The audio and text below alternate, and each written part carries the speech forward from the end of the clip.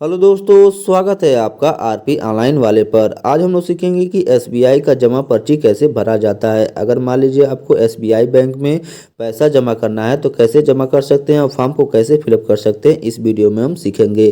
तो चलिए वीडियो को शुरू करते हैं। सबसे पहले क्या करना है, अपने बैंक में जाना है। बैंक में जाने के बाद इस तरह से क्या करना है, आपको एक पर्ची ले लेना है। ये होता है आपका जमा पर्ची। यहाँ पर देखिए लिखा रहेगा डिपॉजिट, यही वाला आपको पर्ची ले लेना है। ठीक है, जहाँ पर डिपॉजिट लिखा होगा इसको ले लेना है। लेने के बाद अब आपको इसको फिलअप करना है, यानी कि भरना है। तो सबसे पहले क्या करना है, आपको डेट को फिलअप करना है। यहाँ पर डेट दिया रहता है, इसको क्या करना है, फिलअप करना है। जिस डेट को आपको जमा करना है यहाँ पर क्या करेंगे, डेट को फिलअप कर लेंगे। तो इस डेट को क्या करेंगे, इसमें फिलअप कर लेंगे। डेट को फिलअप करने के बाद अब आपको यहाँ पर आना है और यहाँ पर आने के बाद ब्रांच का नाम लिखना है, यानी जहाँ भी आपका बैंक होगा, जहाँ भी आपका शाखा होगा, उस शाखा का नाम लिखना है, यानी उस प्लेस का नाम लिखना है जहाँ भी आपका बैंक होगा। ठीक है, लिखने के बाद अब आपको क्या करना है, इसमें आना है। और इसमें आने के बाद अब आपको अकाउंट नंबर को फिलअप करना है। तो जो भी आपका बैंक का अकाउंट नंबर होगा, आपके पासबुक पे दिया रहता है, वहाँ से क्या करेंगे, बैंक का अकाउंट नंबर फिलअप कर लेंगे। ठीक है, फिलअप करने के बाद यहाँ पर नेम को फिलअप कर लेंगे।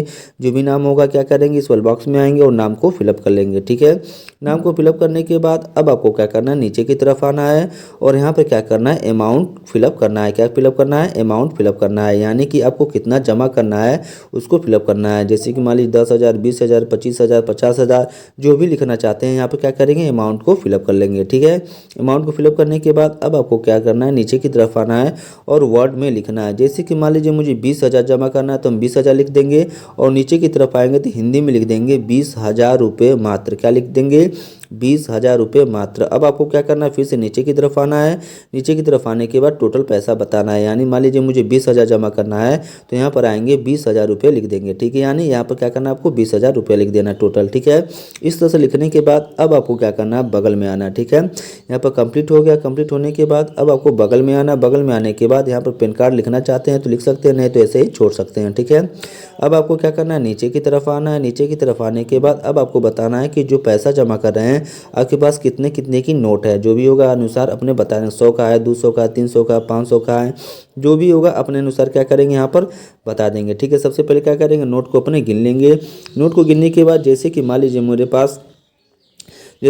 मेरे पास 2,000 का नोट है तो इतना बताना पड़ेगा कितना 2,000 का नोट है। अगर मान लीजिए 500 का नोट है तो आपको बताना पड़ेगा कितना 500 का नोट है। 200 का नोट है तो कितना 200 का नोट है। अगर मान लीजिए आपके पास 100 का नोट है तो कितना 100 का नोट है। इस तरह से आपको बताना है कि कितना नोट मेरे पास है। ठीक है, इसमें क्या करना है, नंबर लिखना है, कितना कितना नोट का नंबर है। जो भी होगा 5 होगा, 10 होगा, 50 होगा, इसमें क्या करेंगे, इस तरह से लिखते जाएंगे। ठीक है, जितना भी नोट का नंबर होगा इसमें लिख देंगे। लिखने के बाद अब आपको टोटल जोड़ के बताना है। अगर मान लीजिए यहाँ पर है तो 2,000 का नोट कितना है। अगर मान लीजिए 2 है तो 2,000 हो गया तो 4,000 यहाँ पर हो जाएगा। इस तरह से अगर मान लीजिए 100 का नोट है, 10 है तो यानी हो जाएगा आपका 1,000।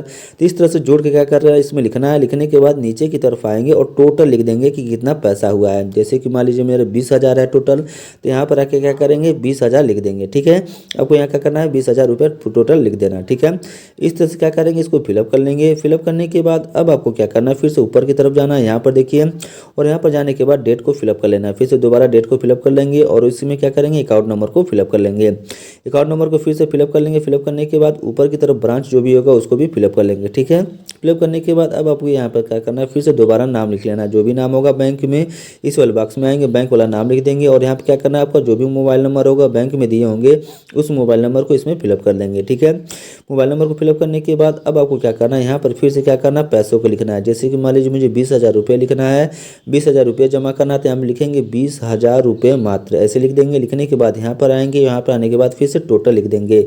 यहाँ पर टोटल कितना है, जैसे मान लीजिए मुझे 20,000 जमा करना है तो यहाँ पर 20,000 लिख देंगे। ठीक है, 20,000 लिखने के बाद अब आपको क्या करना है, नीचे की तरफ आना है। जिसको भी जमा करना है, जो भी जमा कर रहा है उसका साइन होता है, तो यहाँ पर क्या करेंगे, साइन या फिर अंगूठा लगा देंगे। जो भी होगा अपने अनुसार क्या करेंगे, यहाँ पर साइन या अंगूठा लगा देंगे। तो चलिए हम आपको बता देते हैं कि किस तरह फॉर्म को फिलअप कर सकते हैं। देखिए हमने यहाँ पर देखिए फॉर्म को फिलअप किया है। इस तरह से आप देख कर क्या कर सकते हैं, फॉर्म को फिलअप कर सकते हैं। जैसे डेट हो गया, ब्रांच हो गया, अकाउंट नंबर हो गया, नाम हो गया, पैसा कैसे भरा जाता है, पूरा डिटेल देखिए देखिए हमने यहाँ पर फिलअप कर दिया है। इस तरह से क्या कर सकते हैं, देख कर आप फिलअप कर सकते हैं। और इसको फिलअप करने के बाद अब आपको क्या करना है, इसको ले लेना है। इसको लेने के बाद अब आपको क्या करना है, पासबुक ले लेना है। ठीक है, दोनों एक साथ ले लेना है। लेने के बाद जहाँ भी पैसा जमा होता होगा उस काउंटर पर जाएंगे। जाने के बाद क्या करेंगे, इसको दे देंगे। जैसे इसको दे देंगे, देने के बाद पैसा दे देंगे, तो आपका पैसा क्या हो जाएगा, जमा हो जाएगा। इस तरह से क्या किया जाता है, एसबीआई का जमा पर्ची का फॉर्म फिलअप किया जाता है। वीडियो अच्छी लगी हो तो जरूर सब्सक्राइब कर लें।